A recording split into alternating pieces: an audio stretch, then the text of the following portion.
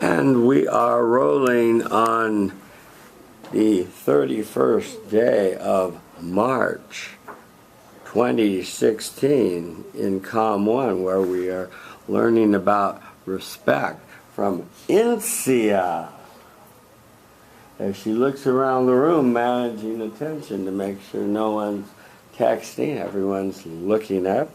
She says to herself, I respect my audience. Undo your hands. Let them be by your side. Just be natural. Find friendly eyes near the front and the center. Say your name. Feel the love. Start your speech. Hello everyone, I'm Insia. And I kind of titled my little speech, Niceness in a World of Indifference. I know we were supposed to do like good, the bad and the ugly, but my speech was basically good and indifferent. And like my entire experience of this entire activity in the past 48 hours was sort of a little unsettling. Now let me give you a quick roadmap real quick about how my speech is going to proceed. It's going to begin with me telling you what I did, followed by the consequences and the outcomes of how people responded to me and what I sort of deduce out of the entire experience. Now what I did was subtly try to tell people I respect them. It was not very overt, but it was enough to be palpable. It was enough that people would recognize this, yes, I am interacting with them in one way or another, even if it is not verbal. To get to the outcomes, it was mostly indifference, people kind of ignoring me, people just completely glued to their phone screens, on their iPods. I was walking down the street and I was like with my boyfriend and he was just like, hey, show people respect. And I'm like, okay, I will try and look at them to sort of start to engage them in some sort of a conversation, even if it is non-verbal. People did not even bother to look up from their phone screens. And you know, we understand that we're in a world which is like so clouded by social media, but it was the first time that I was like genuinely annoyed by it. It became so grating after a point in time that people have been like lured into this false sense of socialization where you are so constantly in touch with everybody in the world who is not in front of you, who you cannot communicate with without texting them. I mean, just take a moment to realize when you are on your phone, you are giving up an opportunity to have a real conversation with someone. And that was the base realization that I had out of this experiment. It became not about like respect or what, you know, how people interacted with me, but why people weren't interacting with me at all. Why it has become so difficult to make real friendships in the world, even as we sit in class today. How many people are we like really friends with? As soon as you exit the class, what's the first thing you do? Like take out your phone and start texting someone you know, like who's not in front of you? That was the one thing I realized. And that's why I thought that, why does everyone ignore each other so much? Why can't you look up from your phone screen and actually look around who's around you? So there was this little conversation that I started to have with the person who actually looked up. So we sat down to dinner and we made this sort of a rule. Whoever is the first person to turn their screen and like look at a text or look at a call or, you know, like go into the social media will be the one to pay the bill for the food that evening. And like I thought it was really interesting, and like I decided to implement it with my friends. Whoever's the first person to like turn over their phone screen to check like a text or a phone call will be the one paying the bill, or will be the one like paying the check for that dinner or for whatever it is. And it really works. I think everyone should try it. Everyone should go out there and tell them, yo, if you're the first one looking at your screen, you're going to be paying the bill. And that's when you're going to be sitting at a table and not being on your phone screen when you're having dinner with someone. You're going to be talking to that person.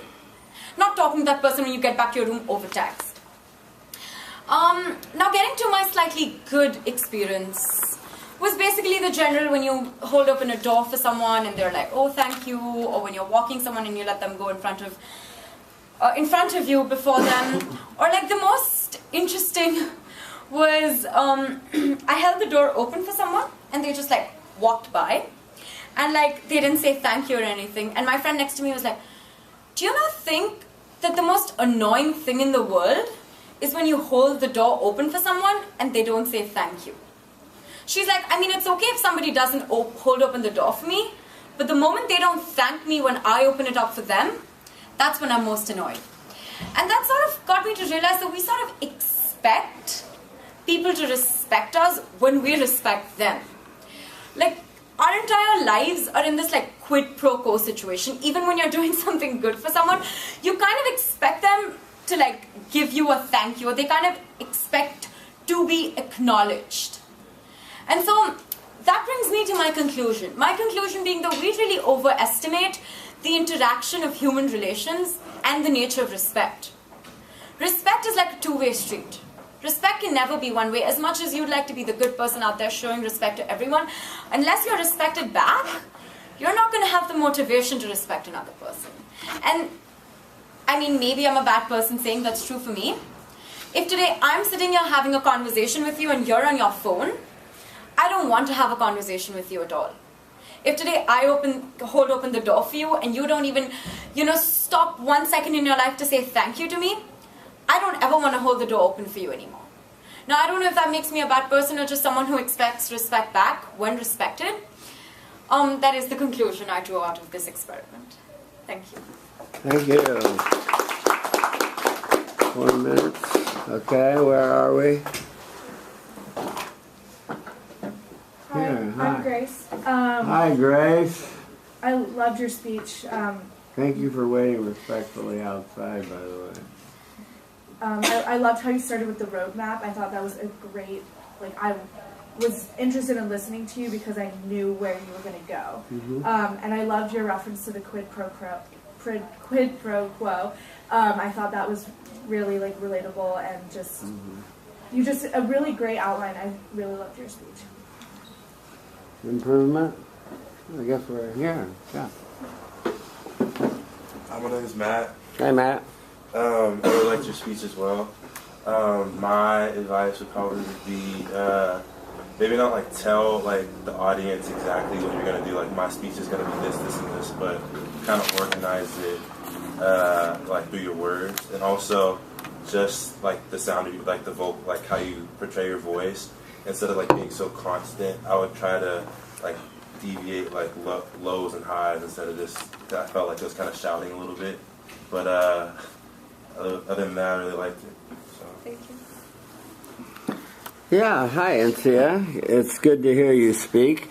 Yes, let's start with Matt's comment. You were almost shouting, and I love the intensity of that. I would like some variety in that. I'd like to see a soft side of you, a louder side. But you came in at one pace, I'm pissed off about this. And here I go, and I'm going to tell you why, and I'm going to keep telling you why. And it became a little grating, really. And so watch yourself on YouTube and see if you don't see what Matt and others that maybe felt a little bit by doing this. I would, I too, happy that you gave us a roadmap of what you were going to do, and it wasn't the one that we were after because you didn't have that exact kind of experience, but at least you told us what you were going to do so we could follow it. I would have been interested in, rather than your rant about how awful people are and their things and like that, because I warned all of you that that's mostly going to be the reaction you're going to get, but this is not for them, it's for you, and for you to develop a softened heart and for you to develop a sense of respect toward other people, even if they're ignoring you, because it will pay off for you and the qualities that you have of your character. What happened at dinner? Did anyone break the and have to pay? Did it last 10 seconds? Did it last an hour? You left us hanging. Can you tell us quickly? How did it go? You left, you can't tell a story and then not tell us how it went, see? So we were And stay in the power stance. Yeah, that's feet wider than your shoulders. Good, yeah. We were 4 people eating dinner, and one of them was my boyfriend, and he turned over his phone, and he started looking into it, and then I was like, aha, so he had to pay. How far he into? probably would have stopped. How far into the dinner was that? Maybe half an hour. Oh, half hour. And so did you notice that for a half hour there was quality conversation? There was after as well. I mean, because like we're not really, like the relationship that we share is not very much always on the phone. But it was just like a nice way to get him to pay. So yeah, okay, good. yeah. On the reacting to people,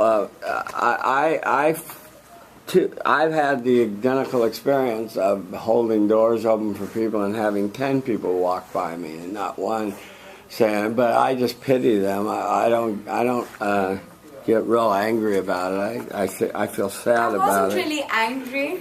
Yeah. Maybe I'm just loud in general. Yeah. I wasn't particularly angry, but like I thought it was something that stayed with me as something that happened.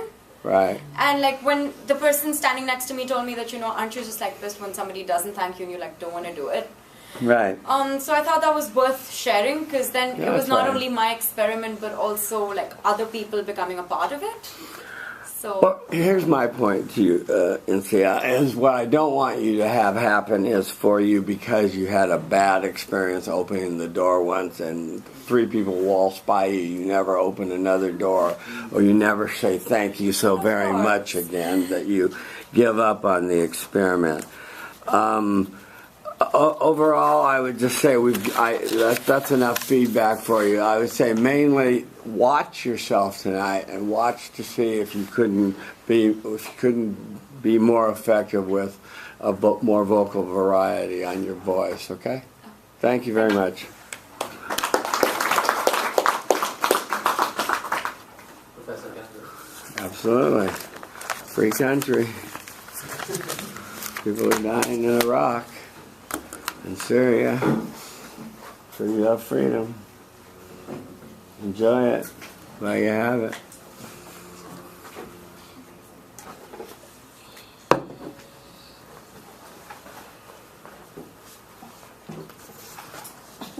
No stapler, huh? I forgot the stapler. Anybody have a stapler on them? Oh, I have like a paper clip thing if you want that. Yeah, that'd be great. Thank you. Okay, step forward. Okay.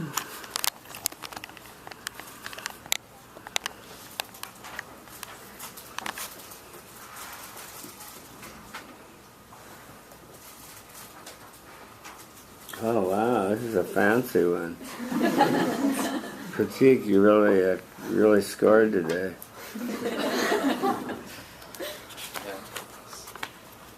You don't own a stapler, huh? Yeah. Tough. I'll get to buy you one for Christmas. Okay, Pratik stands before you, managing attention, communicating respect non-verbally, saying to your audience, I respect my audience. Finding friendly eyes near the front and the center, say your name, feel the love, undo your hands, don't let them stay that way. Start your speech. Okay. Good afternoon, everyone. I'm Pratik, and I'm going to be talking about the respect experiment that I've conducted for the past 48 hours. So I think checking Snapchat when your friends asking a life advice from you, or for that matter, discussing how bad Batman versus Superman was when your TA is explaining a concept to you. I think these are all signs of disrespect that we show when we are in certain situations. I think regardless of whether or not these experiences affect our personal development in any way, we say that this projects a negative image about us towards the other people, right? Towards the people who are actually asking something, asking us something, or for that matter, presenting us to something.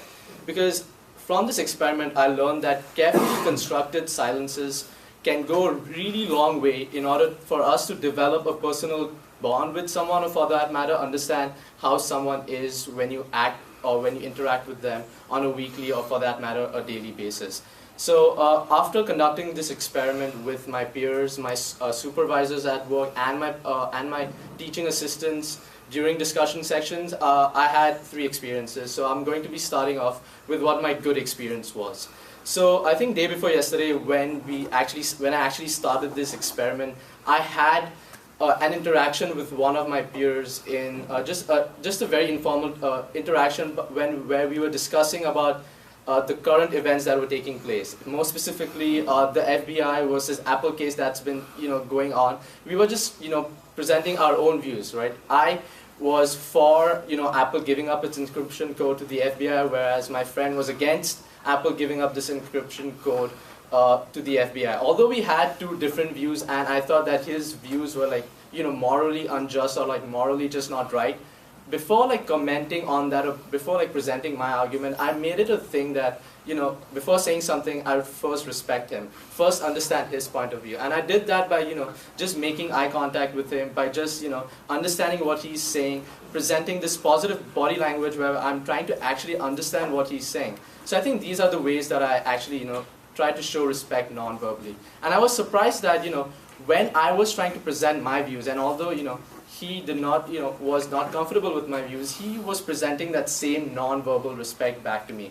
He was providing that same concentration, same eye contact that I presented to him, and as a result I felt that at least my opinion of that, my judgment was valued in some way, or that at least he took into account what I was saying.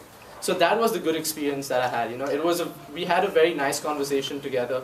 Although we had differing points of view, at the end of the day, we were still friends, and we still went out to have lunch together, and it was just very cordial in all. Now moving on to my second experience, which was a rather bad experience personally, and in this case, I was genuinely at fault. When I was at my discussion section for philosophy yesterday, I think me and my friend were just sitting together, and we saw this like funny meme on 9gag. So when we saw this, we just burst out laughing, not very loudly, but we started giggling when the TA was actually explaining a philosophical context, a philosophical concept. So what happened as a result of that was the TA got actually interrupted, and because of that, she lost the confidence, in what she was saying, because she thought that someone found it funny, or that her point of view did not matter. Personally, I felt very guilty about that because she was actually making a good point, but she got interrupted in between. So what I tried to do after that was, at least I tried to listen to the rest of the discussion by just, sitting there quietly, sitting there, upright in my seat, and making sure that I at least understand what she's trying to tell me, or the concepts that she's trying to explain. So as a result, what I found that, by just, although it's like a personal fulfillment of joy, or for that matter, I realized that I should not let that supersede the person who is in the position of authority, in that case, the teaching assistant who was there. So I felt that, I should show that respect, even though it's a sort of non-verbal respect that we are giving to the other person. And yeah, that was the bad experience I had, although this was, my personal fault. Now moving on to the ugly experience that I had, and this was actually with my supervisor at work. I mean, although we understand that, he was my supervisor, the fact that he was in a greater level of hierarchy, I saw that he still did not give me the respect, or for that matter, the attention that I deserved. So what I actually, what happened was when I was trying to, explain him a problem that was at work, the fact that people were not turning up for work, he just, completely ignored me, just started getting on the phone and just started talking to someone else and laughing about how, the other person's, day was, or for that matter, whatever he was talking about. So I felt that I was not valued at work, or for that matter, that my points of view, or for that matter, what I was trying to contribute to the work did not matter to him. Nonetheless, even after that, when he tried to, hand me down a task, or hand me down some sort of responsibility, I made sure that I respected his decision, made sure that, respected whatever responsibility he gave me, because at the end of the day, he was my supervisor. But even though that I showed him this respect, I was, in that state of mind that I know that I would not, receive the same respect from him, the kind of attitude that he showed me before. I knew that this was going to continue even after I showed him the level of respect that I did by accepting that responsibility. So what I learned from this is that when you have a sort of attention, or when you, carefully construct your silences, where you listen to the person, just make a sort of formal eye contact with them and present this positive body language to them, you actually can have a proper, careful discussion with that person, whereby the person is not only interested in you, but you can also present your point of view to the other person and make sure that, both of you are on the same level, given a certain situation. But I also learned that it's not necessary that you receive this respect back in return, right? Because we see that, I saw that at least in a hierarchical position, people at a higher level of hierarchy than you will not necessarily give the same respect back to you because they know they're in that position of authority. They know they have that superiority over you. So it's just not morally right, or even like for us to expect that kind of respect back from someone else. So at the end of the day, in conclusion, what I'd like to say is that it is important to ensure that we as individuals project a positive image about ourselves, even though the other person might not be so willing to present his positive perception about trying to present a positive perception about himself. I would like to say that we as individuals should try to always maintain our moral standards and our moral boundaries, even though the other person is not trying to do so. Thank you. 6:15. Okay. I think we haven't heard from you yet, have we? Hi, I'm Helen. Hi, Helen. I really liked your speech, especially at the beginning when you were talking about how you and your friend have like differing opinions. I'd like that you describe the way in which you took the steps to be respectful towards him, and then in the other example you also explained like all the steps you took to be respectful towards your TA, and I really like that you took the time to explain that. Yeah, we call that being fair-minded, and if you go into a discussion with someone being fair-minded and try to really honestly see their point of view, you can have a very productive discussion / argument that can end up being productive as long as you're willing to think that maybe I don't know everything, and both sides feel they don't know everything, and then the basis of the dialectic, something good comes out of it. Yes, please. Hi, everyone. I'm Jesus. Hi, Jesus. I agree with Helen. I liked how you talked about respecting other people's opinions and letting them speak before you spoke. The only improvement that I have, you spoke a little too fast. Right. We're going to work on that, I hope, this quarter, and work on your word economy. Very long, so you want to work on cutting it down so that you get it within the time frame. You're very fluent, very smooth. Don't get me wrong, but you need to work on saying it more succinctly and making the same points that you did. You started with examples, and I liked the example that you gave and you gave us the story of the FBI encryption discussion debate, and that was a very good example of showing respect. And I'm assuming that the whole time you said you were practicing silence, and you were saying, I hope the mantra, I respect you, as you're listening. And you say it not just in discussion, but everywhere else. So when you're walking around and talking to just cafeteria workers or other people as well. It seems like a very bad thing that you were laughing at the lecture or the TA and she got flustered by that. That seemed like a very sad story, but I'm glad that you honestly admitted it and made amends for that. And then the supervisor blowing you off, but you still responded in kind with respect, which I like very much. And I like the way you summed up what you learned. I prefer, you said I learned there are three experiences. I would have liked to have heard them, the good, bad, the ugly, but minor point. But at least you had a preview. So we knew where you were going. Wouldn't have minded a summary. So I've told you the good, the bad, the ugly. What did I learn? See? A little redundancy in there. And, gosh, how are we going to break up your vocal pattern so that you slow down? What do you think we can do? What are you going to do to change that?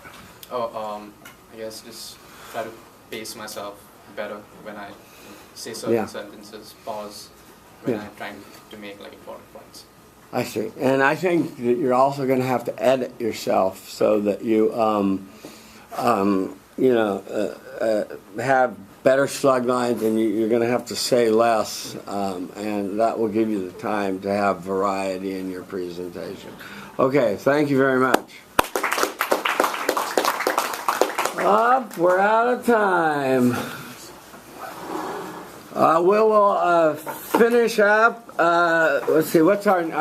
We'll finish up Tuesday. So just hang on to your outlines. And where are we meeting Thursday? Don't forget that.